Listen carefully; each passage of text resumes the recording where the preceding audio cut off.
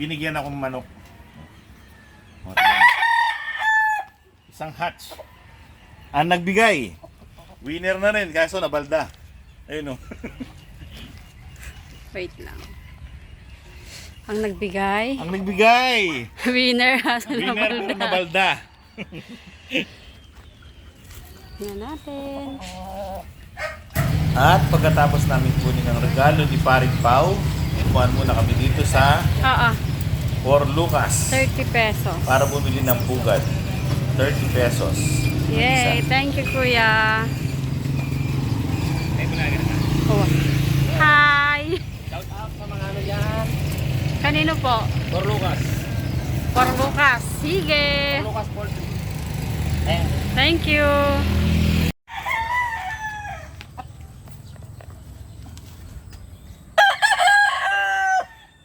Well, ito yung binigay ni Paring Pau. Paulo Pangilinan. Maraming salamat sa iyong regalo. Isang blended hatch. High action cross ng Mel Sims. Oh, isa siyang straight comb. Straight comb. Typical hatch. Red. Green-legged. Typical hatch. Kung ano makikita mo sa isang hatch. Medyo bata pa, 16 months old. Hindi pa to naglugon. Ngayon maglulugon to ngayon. Ano yung mga buntot niya bawas na. So meron siyang sparring. Mga kaibigan, kung gusto niyo mapanood yung sparring niya. Pero hindi siya yung pinipicture ko talaga dun sa sparring. Si Rudy. Ay, pakita mo si Rudy. Galing ng sparring. Rudy! Yan si Rudy.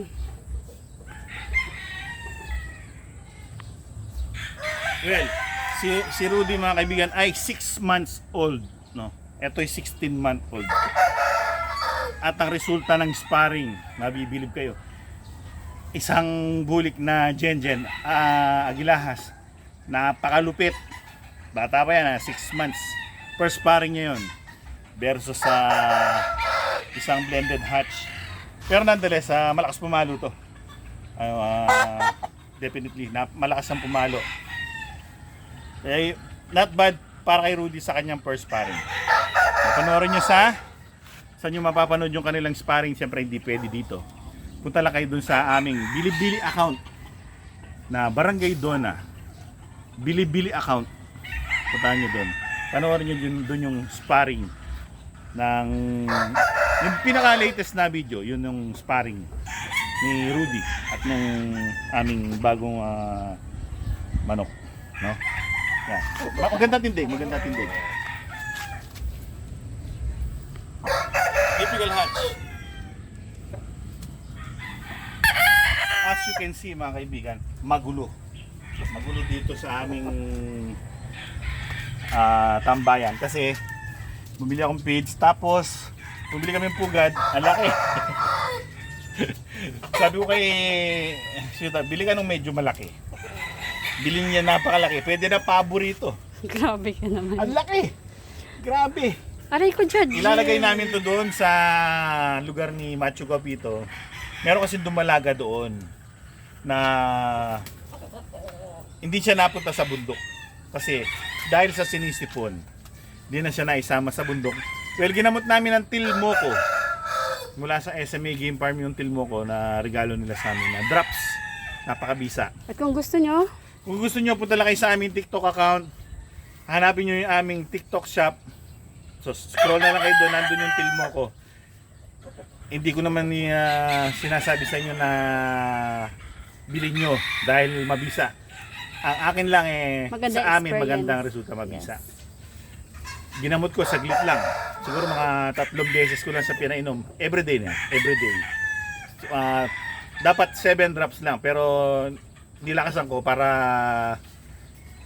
siyempre ako isang tao, no, hindi ako pumapalo sa instruction. Ginawa ko 10 drops. Ayun, 3 araw tuyot ang sipon. Ngayon 2 weeks ago pa yon. Ngayon napaka healthy na niya. Ngayon dumalaga na siya, baka biglang mag-itlog. No, sayang, no, tuturuan namin siya maglimling. Meron siyang broodcock doon na naka-duty, naka-standby para sa kanya. Gagawa namin siya ng pugad. Maya-maya, So abangan nyo lang. Magsasala muna ako ng pagkain. So, katapos, tsaka ko lalagyan ng pugad. Nalagyan na muna natin ng karton para Maganda. para ano lang. Para wala lang. Para safe. Para safe lang yung itlog in case na humahangin, hindi pumapasok doon sa pugad.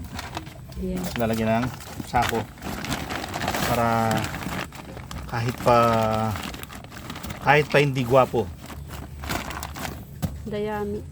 Yes. Yes. Sapat na Kunti yan. lang. Sakto lang na nangamoy ano. Nangamoy dayami. Okay.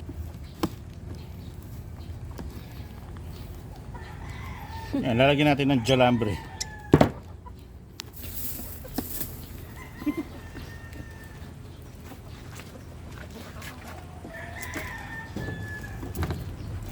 Tamang-tama. Tamang tamales.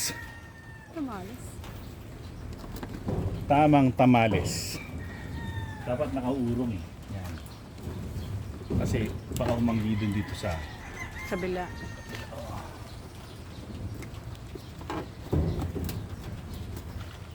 sagad na. Okay. Saya. Diyan na siya ano. Wala nang galaw yan. Di naman ano. Okay na siya dyan. Tapos eto.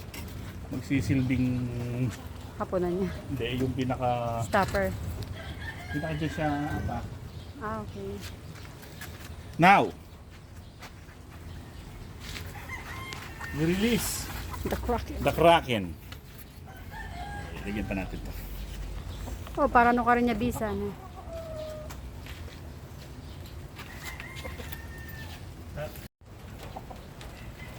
May bubong na, maayos na. Ayan na yung pugad. Tada!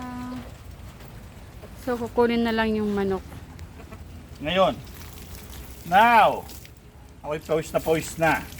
At Tingnan nyo. umaambon. Pawis at ulan yan. Umulan eh. Ngayon, no? Puno na yung tubig nila. Kumakain pa si Macho Gapito. Oo. Dahil- Pangalawang kain na yan. Yung pagkain niya, ayaw niyang kainin. Now, we release. Da. Release di galis. Ayan. Oh. Oh. Yeah. Pakita mo yung pugad nila. Yung kanilang magiging iklugan. Saan nakalagay? Dito, Pag malayo. sa barbecuehan. Di ba? Ihawan ng manok. Yes. Naging pugad ng manok. Back to Oh. you. Diba? Yan, dyan lang yan siya. Yung babae, isang elevator kelso.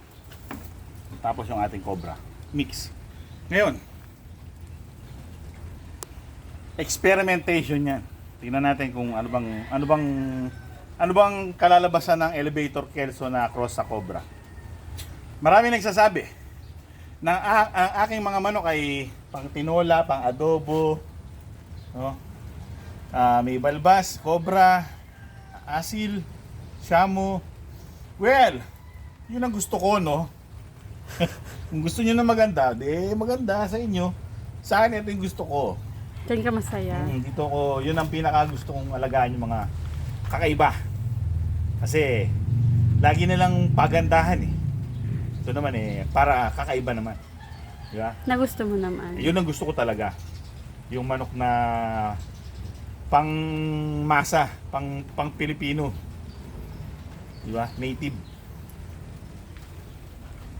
Well, umuulan man, kaibigan, Babay na ka, Judge.